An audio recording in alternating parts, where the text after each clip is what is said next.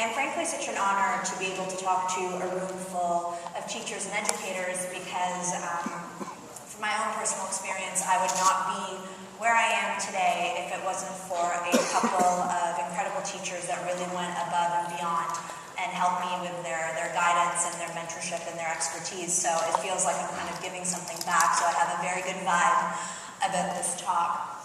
Could we start the thing? There it is.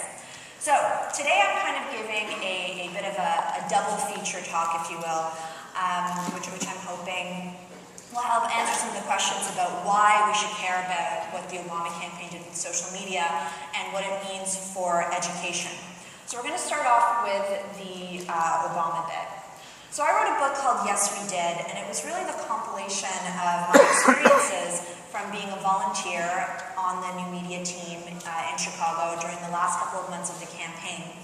And what I found really interesting was that the things that were happening, the lessons that I was learning on the campaign from a strategic perspective could be applied to a wide variety of different circumstances, including government, including education, and especially what my book focused on, business. So I'm going to share with you some of the lessons that I learned and how it can be applied. I have some examples that are more educational focused for you today. So how does a Canadian, because I am from Toronto, end up on the Barack Obama campaign? Well, it's kind of an interesting story. I was working on the research team with author Don Tapscott on a book called Grown Up Digital. And Grown Up Digital was the result of a multi-million-dollar study that was done that was examining how young people, the Net generation or Gen Y from all over the world, were using technology like social networks and blogs and collaborative platforms to really change the way that they were interacting with businesses, with educators, and with politics. And my area of focus was politics. So we were looking at things like how students in Colombia were using Facebook to organize global days of rally around the militia there. There was a student, an American student in Egypt who was protesting, and he was arrested and picked up by the police. And before they took his phone away, he sent a one-word message to Twitter. He said, "Arrested." And his network took that message, and by the time they had arrived at the jail, they had already notified his parents, his university, the American embassy, and the American embassy actually sent over 2 lawyers to negotiate his release within a number of hours. So this is the speed at which technology is changing the way that young people are interacting with politics. And part of my research took me to a young man named Chris Hughes who worked on the Obama campaign. Now, Chris Hughes is one of the co-founders of Facebook, and he was responsible for building the online community that our grassroots supporters use to organize and mobilize. I kind of stalked him for a while, and I begged him to let me interview him, which he kindly agreed. And after I learned about all the stuff that they were doing down there, I was so blown away that I begged him to just let me come down and be a part of it, and he said yes.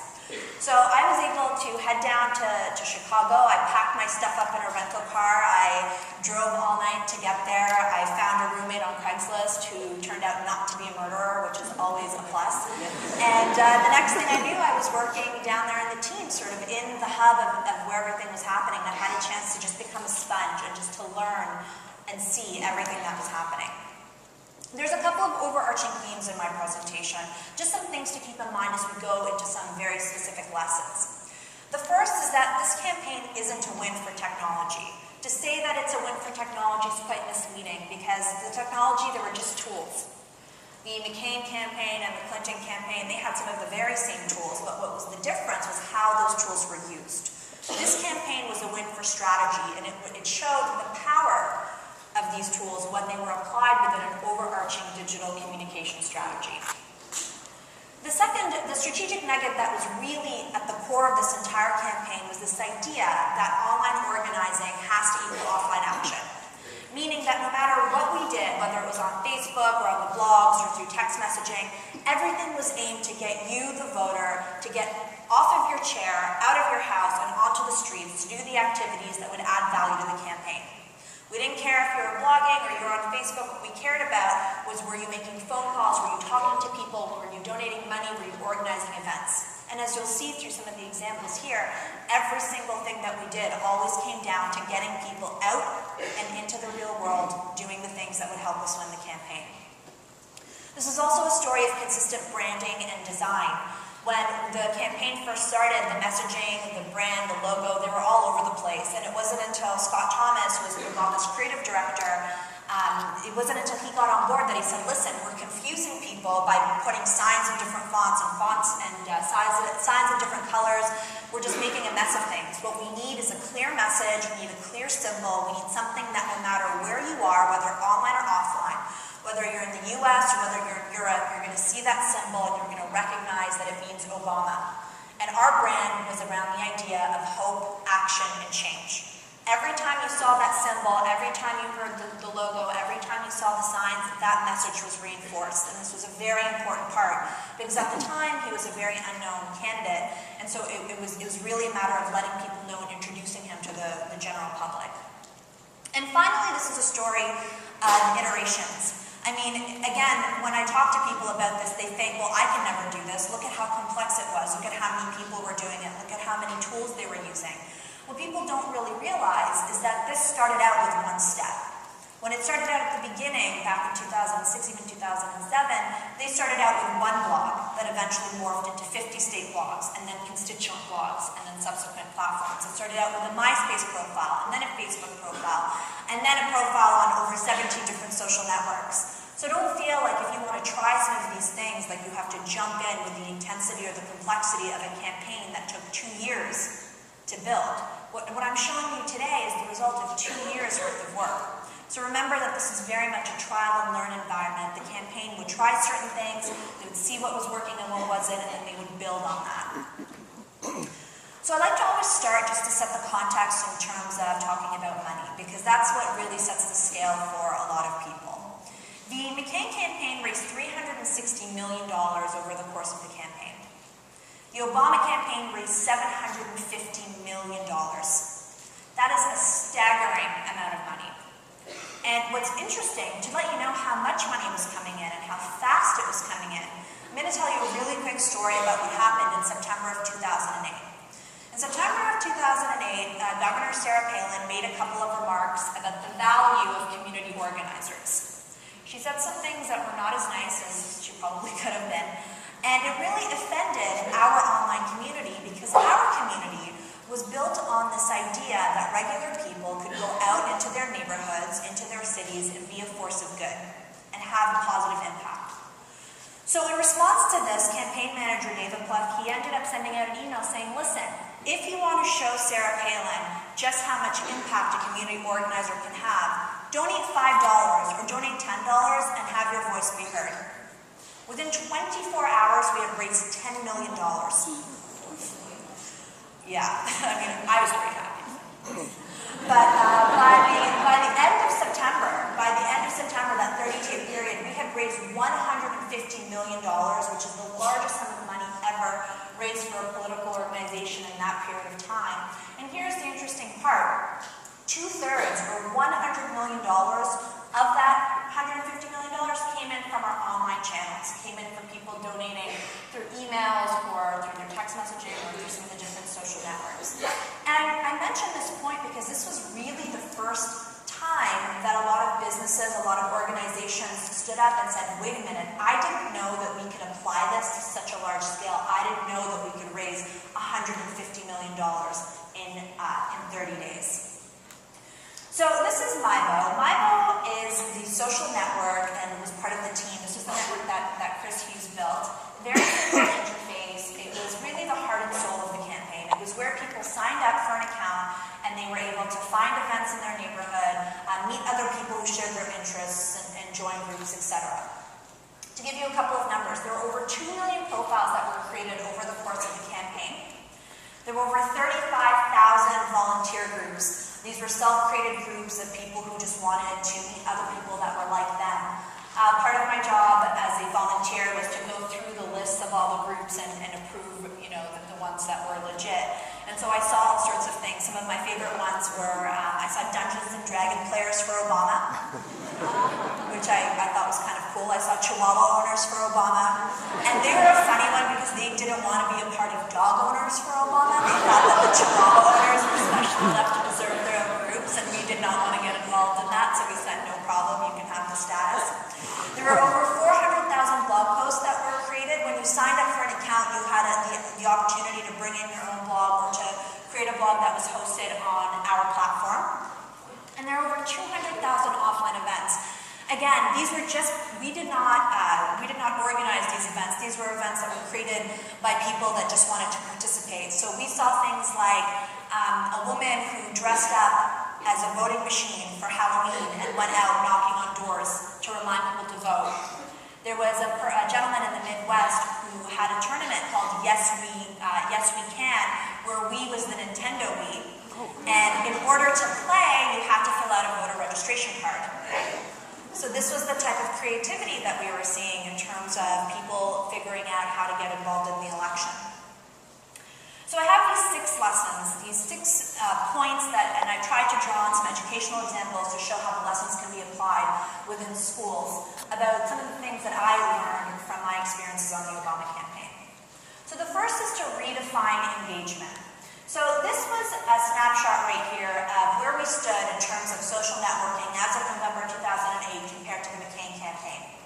As you can see, we were really, running circles around them, particularly in terms of video. Joe Rosberg, who's the director of new media, estimates that over the course of the campaign, supporters watched over 1 billion minutes of campaign-related footage online.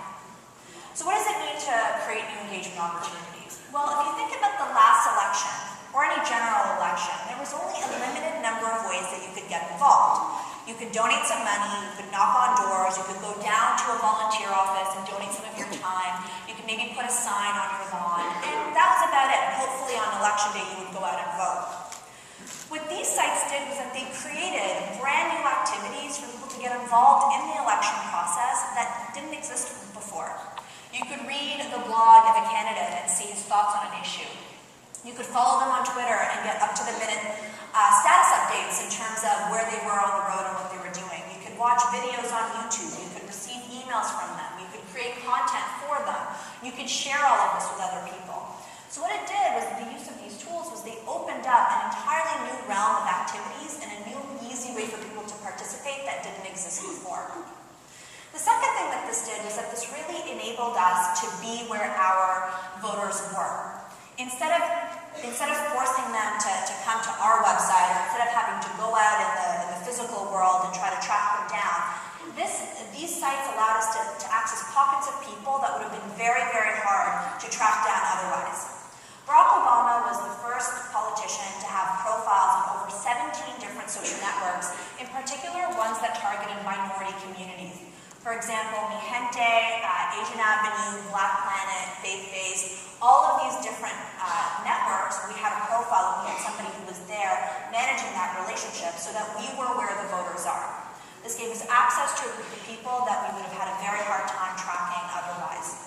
The second thing that being in these networks did that was so important was that when somebody supported us, when somebody put the equivalent of a digital lawn sign, a lawn sign when they said, I support Barack Obama, that was a trusted validation. That was a trusted endorsement that went out to all of their family and friends. If your cousin suddenly said, hey, I think Barack Obama is awesome, you'd probably go, maybe I'm going to check it out because my cousin seems to think this guy is pretty cool, so I want to educate myself a little bit more. The research that we have done, particularly in Grown Up Digital, as well as in Wikinomics, has shown that the information that you get from your family and friends, you tend to trust at a much higher level than information that you receive from a radio or a television ad or that you see on a brochure. So the fact that we were able to get your or our community's stamped approval meant that we had access to not only that candidate, not only that supporter, but we had access to that supporter's entire group of family and friends, and they became our ambassador that sent out the messages on our behalf and spread the word. And finally, it wasn't so much what these sites did individually that was so important, but what happened when they were used in unison. When they were used in unison, they created what I called a customized content distribution network, meaning that with a click of a button, I could send one piece of information instantly to hundreds of different locations. Now, I know Alan was talking about messaging and the importance of the access to the media, and this played a really big part because, as many of you know, in the latter end of the election, there was a ton of misinformation floating around. There was information about whether or not Barack Obama was an American citizen, whether or not he was the father of his 2 daughters. My personal favorite rumor that I heard was the fact that he had secretly applied for and received funding from a special scholarship funded by Al-Qaeda that paid for his law degree. So these were the information that was being shared, and these emails were going out to millions of people. And the way that we combated that, because we didn't have necessarily the same amount of access as other candidates, was we were able to do it versus these tools. When we used these tools, it allowed us to control the message, control what we said, the tone that we said it in, when we sent it to our voters. There was no middleman. We didn't need CNN to play a 30-second soundbite of the speech. We could play the entire speech. So ultimately what this did was that this allowed us to engage directly with our voters, and it allowed us to have a big measure of control over the type of information that was shared, and that became incredibly powerful when fighting off some of these rumors. So when you're creating new engagement opportunities, just a couple of tips. Be wary of arbitrary metrics. Don't get fooled by things that you hear like, oh, this campaign has 10,000 Facebook people or 5,000 Twitter followers. These numbers don't really mean anything. Instead, focus on what I call the value add. What are those 10,000 people doing? How are they actually engaging with people? What are you getting out of it? A Facebook group, for example, and when I speak from personal experience, when we had a research group for Wikinomics on Facebook, and a group of 200 or 500 people who are engaged, who on a daily basis are answering your questions, talking to you, responding to you, really interacting with you, is 10 times more valuable than a Facebook page with 10,000 people where everybody joins once and then nobody does anything ever again. I mean, think of your own Facebook behavior. How many people join fan pages and then never go back and visit the fan pages ever? So we really want to focus on the value that's being created on these platforms. And to do this, you need to focus on high engagement users. Now, this is really counterintuitive because when a lot of businesses or institutions start to build platforms, they want to cast a really wide net, and then they wonder why people aren't getting involved. Instead, focus on the handful, the minority of people that are so super engaged with your initiative already that they will start creating all of this content for you, and then that will be the bait that draws more people in. I'll give you an example. So this was called Neighbor to Neighbor. This was our online phone banking tool that was used on the campaign. You logged into MyVote, you had an account, you were able to access various voter files that was a matter of public record. If you clicked on one of these, you received a script. It guided you through the conversation that you were supposed to have, whether it was trying to find volunteers or figuring out what issues were important to that person. And when you were done, you clicked a button and it sent that information over to the data desk or to the state that was responsible for it. Now, what's interesting about this is that the majority of people did not use this tool. This tool was used by the minority or by a small section of those 2 million people on MyVote. However, that minority of people that use this tool were using it to make hundreds and thousands of phone calls every month. There were people using this tool that every week were making 1,000 phone calls. So think of the impact that one person making 1,000 phone calls every week, that's 4,000 calls a month, versus a platform with features where everyone was just kind of logging on and hanging out and not really doing the types of activities that we needed to win the campaign. We found that the people that were making the calls were increasing awareness, they were increasing the presence, they were increasing the knowledge and the know-how of this candidate, and that in turn was bringing more people into the mission, more people into the campaign, and that was a really important step. This is a site called Wikibooks. It was created in 2003. It's an open source community for free educational books that is a wiki, so anyone can edit it. And it's a community of students, subject experts, educators, former educators. And what they're doing is there's over 30,000 pages of materials, including lesson plans, and they're putting together up-to-date open source textbooks that anybody can use in their classrooms for free. So what this says is, if you engage that minority of people, the people that maybe you have 3 or 4 subject matter experts that contribute on a particular page on biology, those people will create enough momentum that they'll bring other people in, and eventually, just like Wikibooks, you'll have a very vibrant community where people are creating content and digesting content as well. The second point is to convert your low-end users. So once you have everybody, once you have your high engagement users creating stuff, how do you get everybody else to join in? And for the campaign, we did this via email. So we sent over 1 billion emails over the course of the campaign. And you would actually be surprised to learn how many people, once they received an email, really truly believed in their heart of hearts that they were getting an email sent just to them from Barack Obama. We would get all these messages back and be like, "Dear Barack, thanks so much for letting me know how it's going. I know you're so busy. I really appreciate the time." I mean, it was kind of amazing to me to get that. My favorite emails were the ones where they gave him feedback. Like, "I really didn't like the tie you were wearing at that last point." And people were really engaging, but they felt as though, email was easy, it was painless, it was passive. You just click subscribe and you got the messages in your inbox.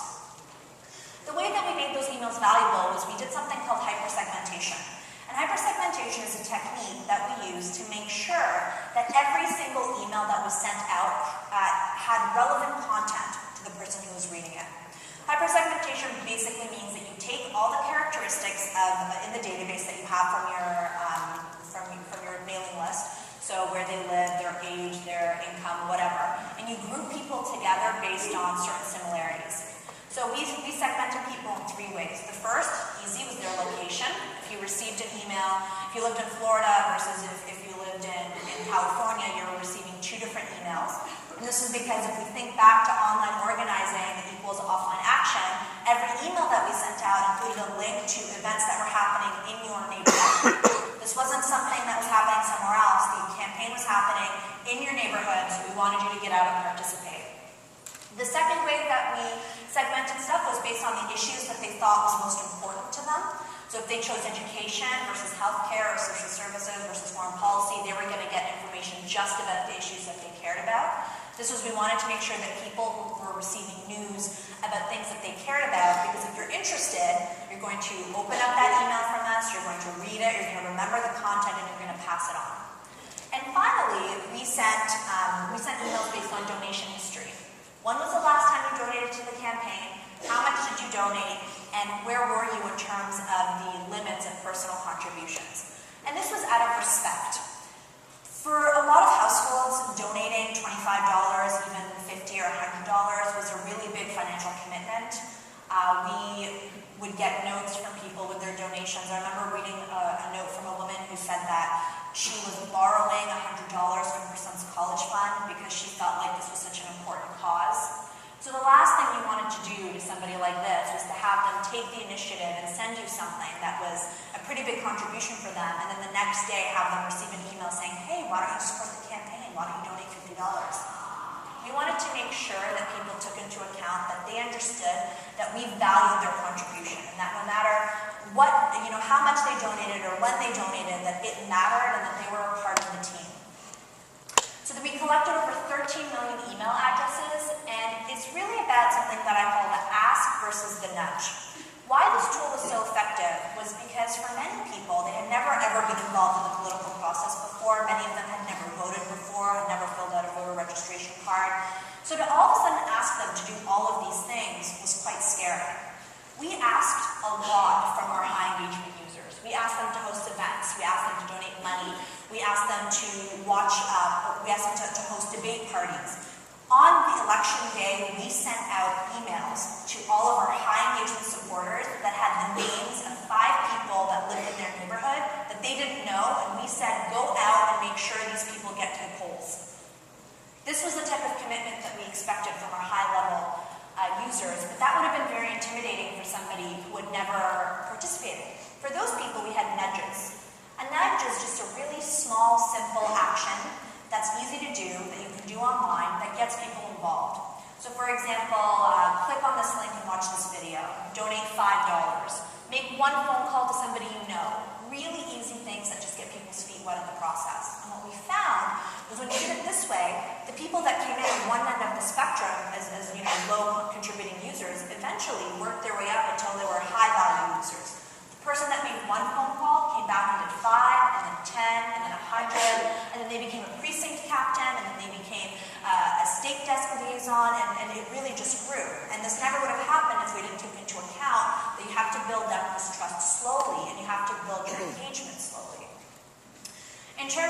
educational nudges, one of the best ones I've seen is the University of Stanford.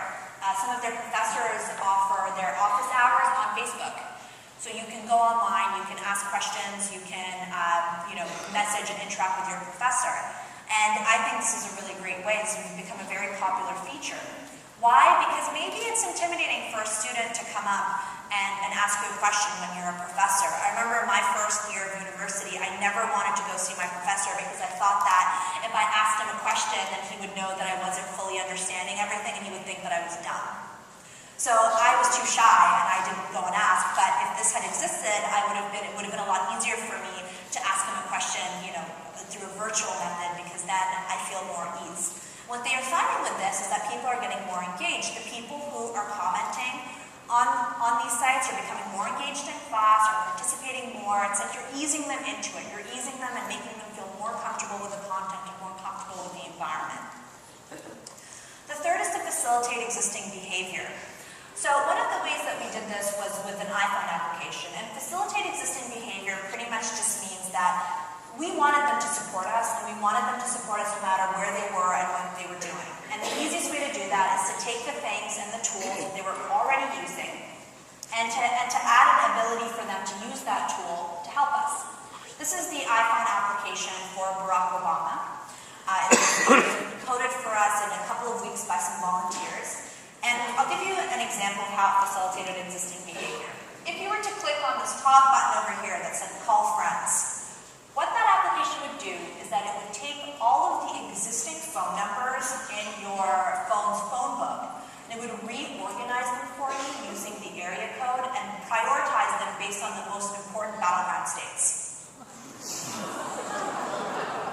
So that pretty much meant that if you were only going to make one phone call, we wanted to make sure that that one phone call would have the highest impact so that you're reaching the person in the state that we needed the most help at that time.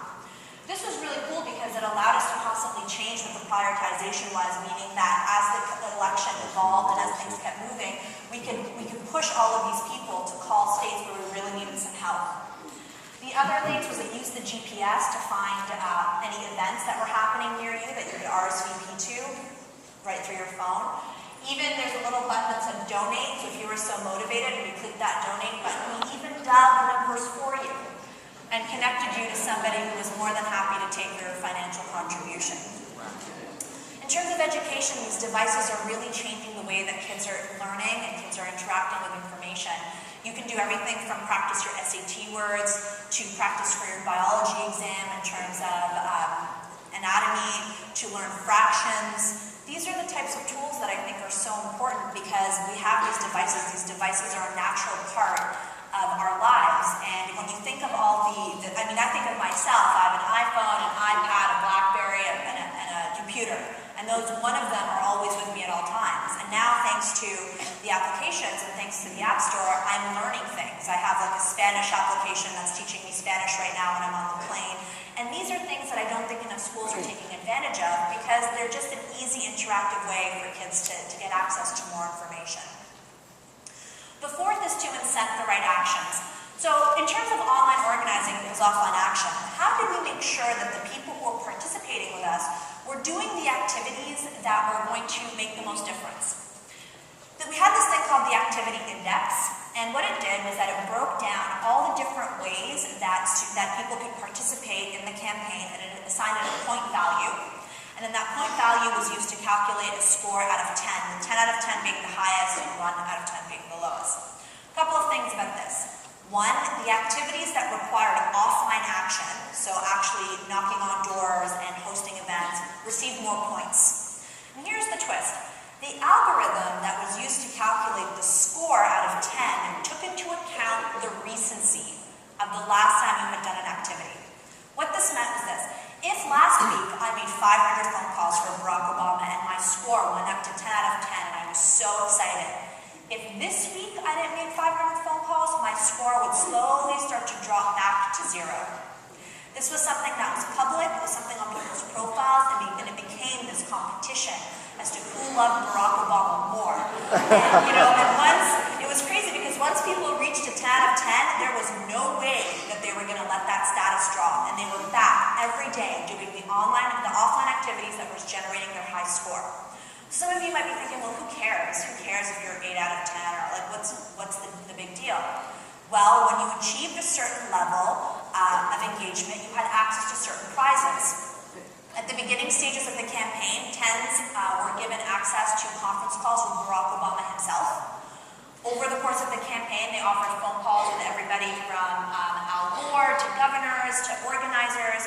What we did with this too is it let us know what volunteers were developing, what capabilities, and we were able to hone our volunteers and to train them so that they were experts at their specific tasks. Meaning, if we saw that you were at 10 out of 10 because you were making hundreds and hundreds of phone calls, we called you up and we said, hey, you're making hundreds of phone calls, you're a really great phone banker, we want to invite you to be a part of a special task force and get special training that's going to make you even more effective at your job at making phone calls, or collecting data, or hosting events, or starting groups. We were able to really pinpoint and train groups of people based on the aptitudes that they were already showing. So this is a site called Cranster, cranster.com, and what it is that it's a community of students and teachers that help each other with homework questions or homework problems. And the site is based on a system of karma points where the more you contribute and your answers are rated by the community as to their usefulness, the more you contribute and the more you help other people out, the more karma points you get. And those karma points are redeemable for prizes such as laptops and phones and access to certain services. Again, by using karma points, we're incenting that we're not just figuring out how many times the user's logging in. We don't just want them to come to the site. We want them to come to the site and contribute something of value that's going to help another member of the community. This is a way that we're inciting the right action. Another version is called GradeFund. GradeFund.com lets children sign up and they set a goal for how much or for what level of academic achievement they're going to achieve. So I'm going to have a B+, or I'm going to have an A. And then they get sponsored by their parents. And at the end of the year, you submit your grades, they get verified. And if you hit your goals, you get money. Meaning your parents say, I will give you $50 or I will give you $100 if you achieve this B grade average or A grade average. And this is how it works. And you can have your entire family sponsor you. And it's something that motivates kids to participate and to learn, whatever works. So these are just some of the communities around education that we're seeing that are trying to create the right standards of behavior. And in the session that's afterwards, I'd be so interested to hear educators' responses to some of these, because some of the reactions, particularly towards Cranster, has been, well, you're helping kids cheat because they're just getting answers to things. And it's an ongoing debate between, well, how are we providing kids this information and what are they doing with it? The fifth is personalizing the mission. So, one of my favorite memories was I received this email one day in the general inbox of the site, and it was part of my job to kind of maintain that. And it was this email that was in all caps. It was like font 40. It was red and bold. And I thought, I don't know, this is probably like a crazy person email, because those tend to be my signals for such. But it said, attention CIA, attention Barack Obama, attention campaign staff. I thought, what does this guy want? It was a gentleman who had written into us because he was very upset about something he had seen. He had seen a video clip of Barack Obama getting off of an airplane where he had his hands in his pocket as he was going down the stairs. And this guy writes, I can't believe that with everything we're worried about, including assassination attempts and the Republicans stealing the election, all the things that could go wrong, that you're letting him go down the stairs without holding on to the railing. That is a huge safety risk, and you guys should get on that and make sure it doesn't happen again. And I thought, well, of course, why isn't he holding on to the railing? It seems kind of stupid. But the thing that really struck me was this idea that he said in the last line of the email, I'll never forget it, he said, I don't go home every single day and make phone calls so you guys can be reckless with my investment. Wow. And to me that stands out so clear, this picture, and I called over and over and read this email because I thought, this was their candidate. Being Canadian and being a little bit removed, I didn't understand how invested people had been in this and how insane, the connection that they felt and the strength of their convictions were. So it was really the first time that point really hit home, and the campaign really used that connection to drive stronger bonds within our online community. This was called the personal fundraising page, and it's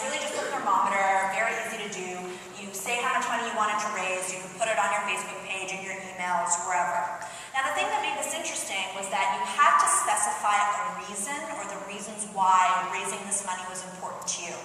So I want to raise $500 for Barack Obama because I have my son is fighting overseas and I want him to come home, or I don't have access to health insurance, or I want my kids to get a good quality of education. These stories started pouring in of all these people sharing their experiences, homes that have been foreclosed, jobs that have been lost, all of them very personal, saying why this was important to them. And what it did was that it turned the focus of support from people interacting and supporting us to people supporting each other. Because you weren't just donating $50 to the Obama campaign anymore. You were donating $50 to help your neighbor achieve her goals because because this was important to her. And we found that the communities that used this had a higher rate of events, were raising more money per capita per neighborhood, and were much more engaged with each other because this was building bonds between users. And this is a cool point because many people think that social media takes away from your offline experience. They think that the more time you spend online is taking away from the time you're spending with your friends. But in reality, the research has shown that today, Facebook and Twitter are actually building offline relationships. They're strengthening relationships in the offline world. And I'll give you, in fact, there were 70,000 people used this tool and raised $30 million. So it was quite effective. This is a website, I don't know how many of you are familiar with it, it's called Donors Choose, and it's kind of like kiva.org, but around, it's around microfunding for educational initiatives where you can browse projects of people that want funds for certain things. This particular project was an art teacher that wanted to get things like pipe cleaners and brushes and construction paper and felt for her students and didn't have the money in her own budget.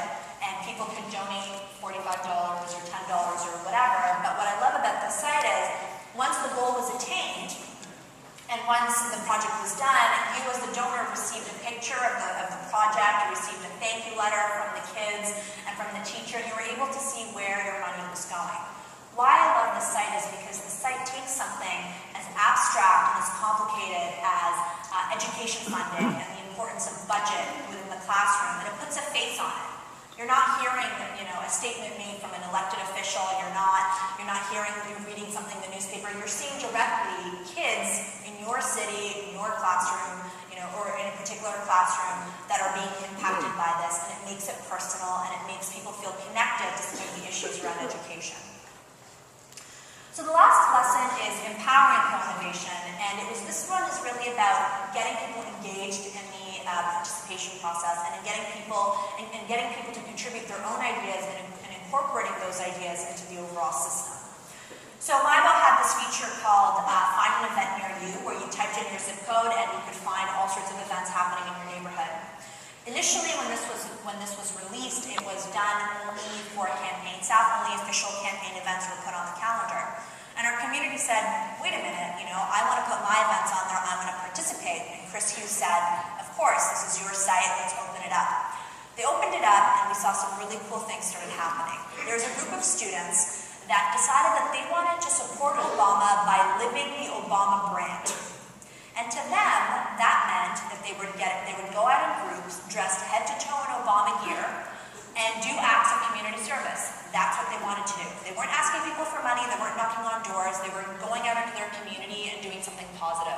They cleaned up the local park, they retiled the floor of a women's shelter, they held youth book drives, they did a 5K walk for cancer. This is what they wanted to do.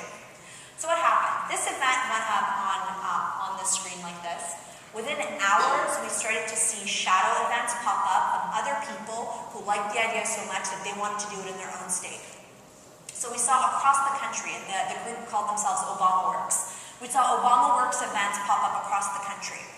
Without our involvement, they got together and they formed an overarching national group called Obama Works, and they collectively organized a day of action where on one day, 10,000 people went out into their cities and did something good.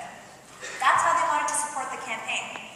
Maybe us as the staff, we wouldn't have thought of that, but we let people come up with their own ideas, and this is what they came up with. We started to see volunteers coming off of the street saying, I just saw the Obama Works kids shoveling my neighbor's driveway, and if this is what it means to be a part of this movement, sign me up. Or I want to donate $20 because they, this book drive that they did at my kid's school, and I think it's so important that I want to be involved.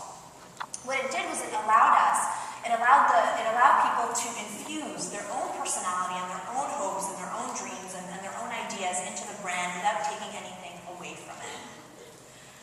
So in terms of co-innovation, I don't know how many of you are familiar or have looked yourself up on ratemyteachers.com. I would suggest you do, if you haven't done so already. It rates teachers based on their easiness, their helpfulness, and their clarity. And I mean, I think this is an invaluable tool. I mean, obviously you're always going to have that one kid that's just going to hate you, but if you take that outlier away, there's actually some pretty valuable feedback in terms of things that are working and things that haven't worked. This is my biology teacher, Mr. Sakrachak, who is like one of my all-time favorite teachers in high school. I looked him up and found him online, and he received, awesome ratings. The most fun teacher I've ever known, came out of retirement for science, great teacher. It's the first and possibly, the second question says, this is the first and possibly only 90 I've ever gotten in science.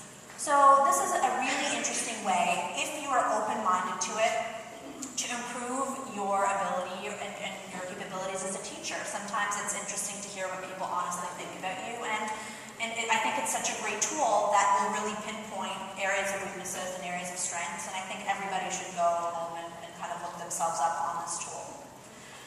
So what does all of this mean? Why is this campaign sort of such a big deal in terms of changing the way that we're interacting with technology?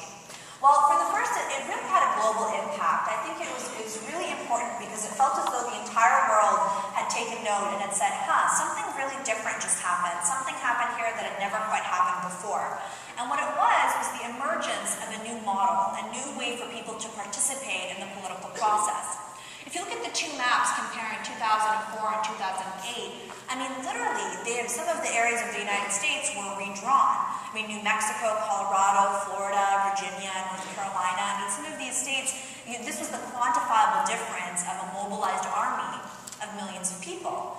And that the model was so stunning because, one, it showed that technology could mobilize people at an unprecedented scale around an issue such as politics. But two, it really showed that these new changes that happen so fast can take years of campaign strategy and tactics that have worked in the past and turn them completely on its head. And that's really the key here, is that the pace of innovation and the pace of this technology is changing the way that we're interacting with each other is happening so fast that a lot of institutions just aren't prepared. There are systems in place that don't really make any sense anymore. And it's this gap between institutions and people and what this means for teachers that I'm really interested in exploring. And it's really the subject of my new book, which is called Misfits, How We've Outgrown the Way We Live. Now, I'm co-authoring this with a good friend of mine, Leonard Brody, and I'm just sharing with you some of these ideas because we've just started the research phase, and I want to share with you some of the things that we're working through and thinking about, and I would love to hear any of your feedback and any of your reactions to how the educational system, how we're outgrowing some of the aspects of our educational system. So I want to start off with a quick story about monkeys. Now, there's this research experiment where researchers placed 5 monkeys in a cage. And in the cage, they put a banana that was hung by a string and a stepladder. And every time one of the monkeys tried to go get the banana, it would get sprayed with cold water. The rest of the monkeys would get sprayed with cold water. So monkey A would try to go get the banana, all the other monkeys would get sprayed with cold water. Eventually, they all learned that going to the stepladder was unacceptable behavior, and any monkey that attempted to go to the stepladder was attacked. And they learned, no stepladder, no banana for anybody, we don't like the cold showers. So what the researchers did, once this behavior was completely learned, was they took away the cold water, and they took away one of the original monkeys, and they replaced it with a new monkey. The new monkey sees the banana, but before he can get the banana, he just gets attacked by everybody. And he's confused, he doesn't really know what's going on, but he learns if you go to the stepladder, you're going to get attacked. The researchers start replacing all the original monkeys with new monkeys, until eventually the group of monkeys is a completely new one. None of them have ever experienced the cold water shower firsthand, and yet they have learned this behavior that they are going to continue to fight and beat up anybody that tries to go to the stepladder. And well, the punchline for this joke is this is how corporate policies are formed, which I I totally agree with on so many levels. But really, why I love this story so much is because it illustrates that sometimes we put rules in place that make a lot of sense at the time, but then circumstances change, we evolve, but the system doesn't. And that's really what I'm seeing happening, not just in education, but in business and in government. We're starting to see that we as people are starting to act in different ways and think in different ways, but we're struggling and we're banging up against these events and these systems that have been in place for decades. So let's look at education. This is something called the current educational pipeline, and it was research that was done by Professor Nicholas Allen, who is, I think it's called the University of Maryland College. And he describes this as the current state in terms of what's happening in the education pipeline today. What is the system that is kind of ruling, or the philosophy around education? So education is oriented to, you have to participate full-time enrollment. It's usually aimed towards residential students. It's quite age-specific. It's largely homogenous because you're going to school around people who usually in the same proximity as you, meaning the same socioeconomic factors. It's front-loaded, meaning at the beginning of your educational career in elementary school, you're doing a lot of hours of school, and then that eventually, once you get to university, the number of hours decreases. And this is the system that we're kind of dealing with today. It's a system that has made sense for decades. It has made sense for a really long time. But what is happening in the world is that there are demographic shifts that are happening that are making this system no longer fit the people it is intended to help. When you look at education stats in the US alone, the emphasis, particularly in higher education, universities and colleges and postgraduate programs, is this emphasis on traditional students, 18 to 22 years old, full-time, having to on campus. Here's the interesting bit. There was a research study that was done that showed that out of a survey of 17 million people who were enrolled in postgraduate or secondary degrees, only 16% of them fit the criteria or the profile of traditional students. Only 16%. We're starting to see shifts where people want different experiences with their education. For example, over 58% of students are over 22 years of age in higher education. 40% of them are over the age of 25. 40% of them are part of part-time programs, and 40% of them are attending two-year programs at various schools. We're starting to see that the future growth will continue to favor non-traditional students because there's also been a huge skyrocket in online enrollment. Schools are reporting that there are more popular options, even things like hybrid MBAs where you go in for 2-week intensive periods and do the rest virtually, are starting to become much more popular. And these are the things that are starting to tell me that people want a different experience than they're currently getting. I look at my own self, I would love to go back to school for like a master's degree or something, but the current system just doesn't fit my life. I don't want to put my life on hold for 2 years and go learn. Why can't I do it virtually? Why can't I do it from a distance? Why can't I do it on an ongoing basis? These are the questions that I'm asking myself, and I'm assuming a lot of other people are asking too. In terms of global demographic information, the global populations are growing at such a rate that most institutions can't keep up anyway. There will be over 200 million students globally by 2020, which is double the amount that there is today, which is 100 million students. There are 30 million students under the age of 20 worldwide who are qualified to be in school but don't have access to the bricks and mortar building. They don't have access to the physical place to go and learn. Ultimately, they estimate, there's a report that came up about the future of online education that said that in order for universities to meet this demand, one new major university would have to open up every single week to be able to anticipate the load of students and the demand for learning. So bricks and mortar isn't going to cut it anymore. The current system needs to change, or at least evolve a little to take into account some of what's happening with people. I'll share some more detailed information in the next session, specifically around, we have two major things happening in the U.S. population right now, the increase of an immigrant population, as well as the baby boomers who, instead of retiring, are going for what is being called encore careers. And these encore careers is pushing the age of retirement, and they are not, they want to go back to school for that, so that's putting different strains on the educational system. There's a lot of changes that are happening right now, and now is the time to really take note and to figure out how we can meet some of this demand.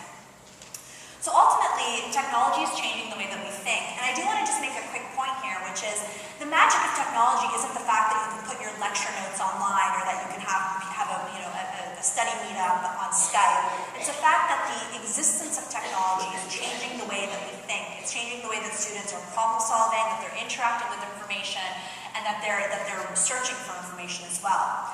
One of the ways is instant gratification. Thanks to my devices, I have access to Google at any point, anywhere, meaning if I have a question about anything, I can look it up.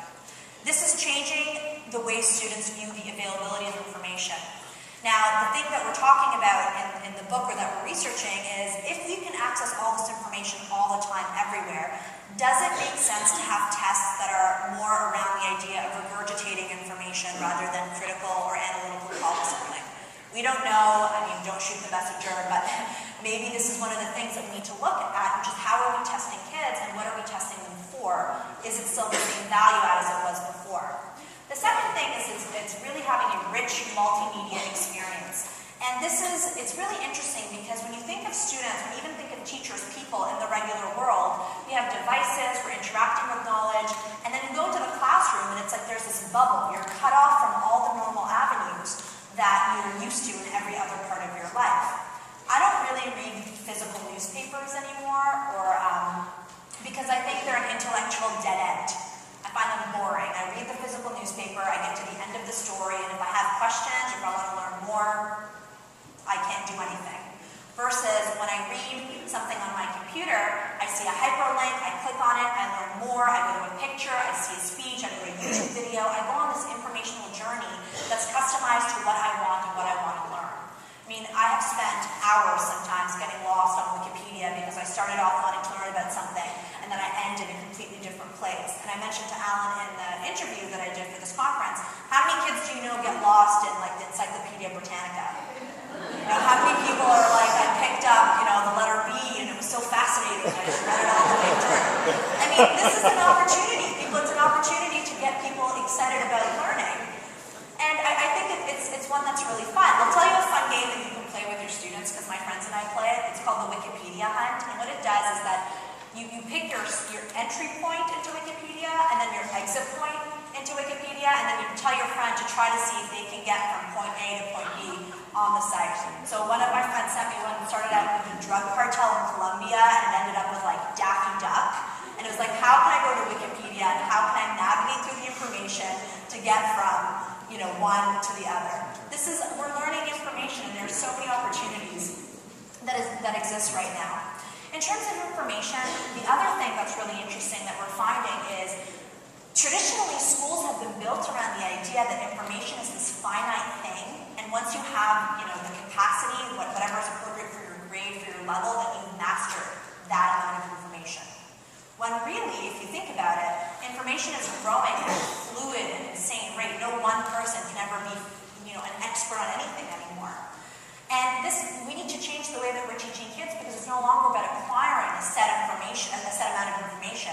It's about having the necessary skills to go into this chaotic, fluid, continuously growing amount of space and figure out how to sift through all of that information and get what you want. This is a time-lapse video of the Wikipedia page that was created after the U.S. Airways flight 1549 crashed into the Hudson River. This happened within seconds of the crash.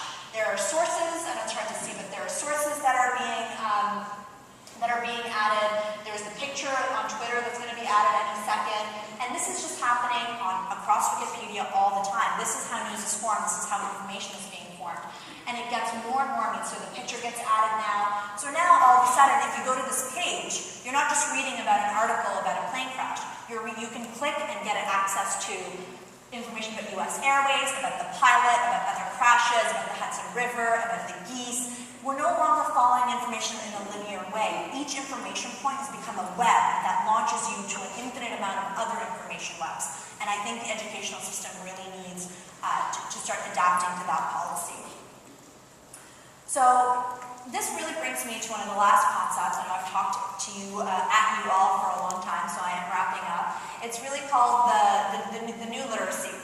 And what the new literacy is what are we going to teach kids in school now that this is the environment that they're learning in? And I just want to make a quick point that oftentimes we seem to mistake technical aptitude for like technical genius. And we think that just because kids know their way around the web and know how to use all these tools, that they're going to make the right choices and that they have the ability to critically assimilate information. That's not true. I think a better example would be to think of it as, if you have a child that's musically inclined. So if you have a child that's musically inclined, who can play notes by ear, who can tool around and figure things out, that doesn't mean that they don't need practice. That doesn't mean that they don't need music theory. That doesn't mean that they don't need someone to show them technique. That doesn't mean that they don't need their skills refined. And that is what we need to do with kids and the new literacy. I remember in grade 6, we had a course, or in class one day, our teacher taught us how to read the newspaper. Because we were doing a unit in social studies or something around current events, and we had to bring a newspaper to class, and we sat there, and our teacher taught us, this is how you go through it, and this is where you find the certain things that you're looking for, and et cetera, et cetera.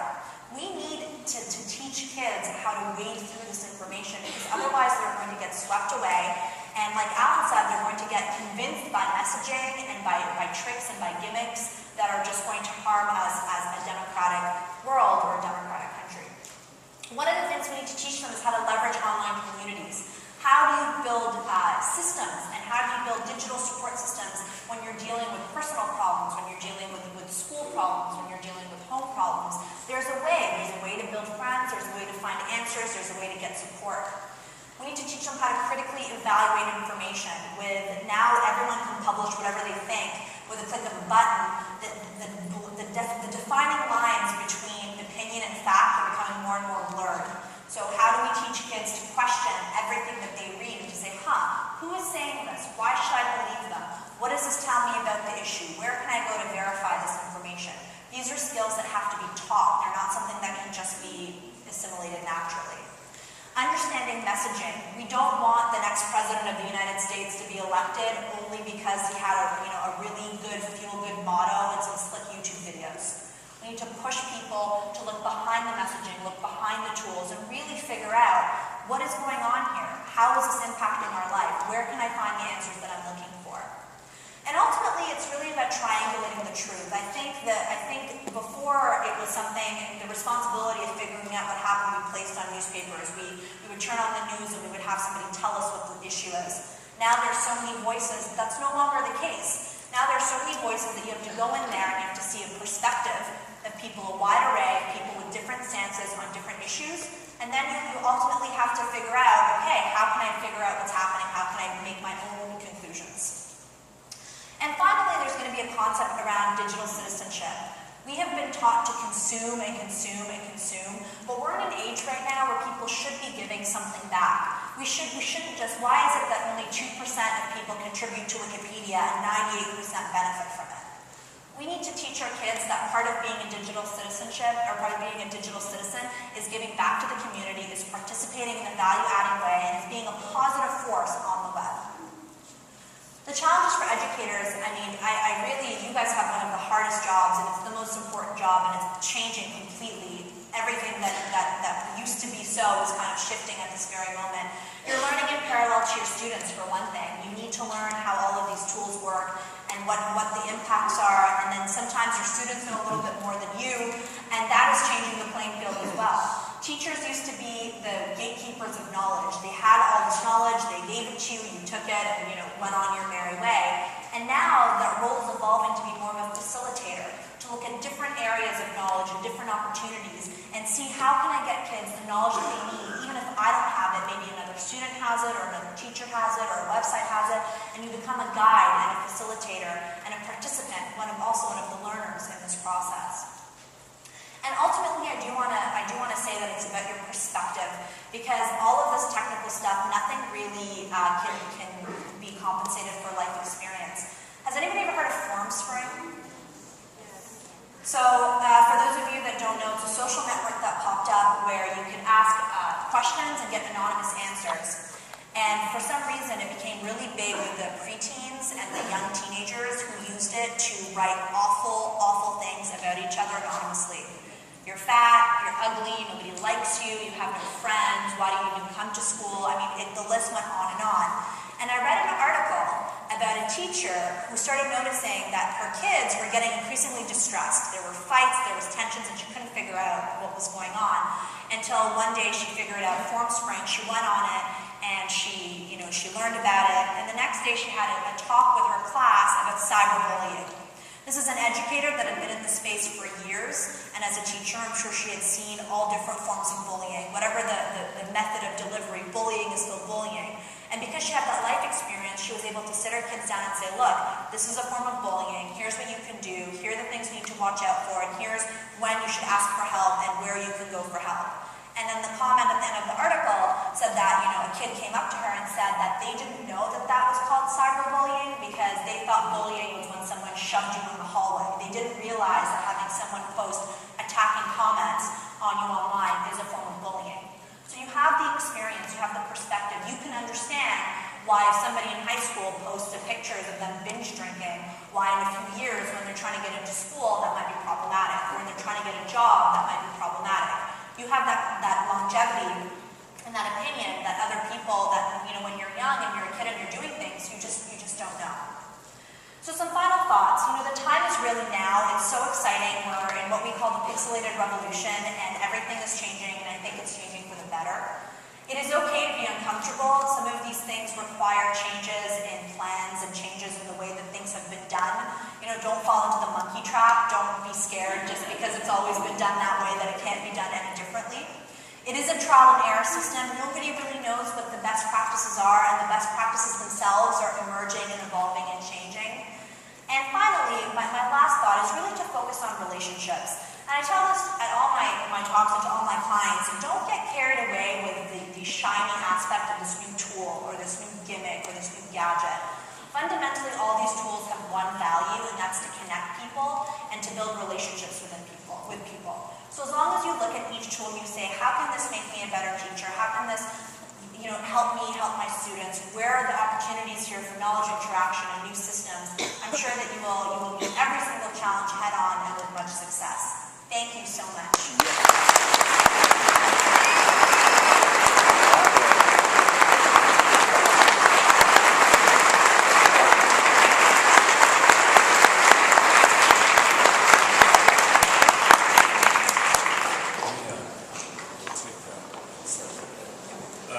I think what we'll do is we'll stay on time.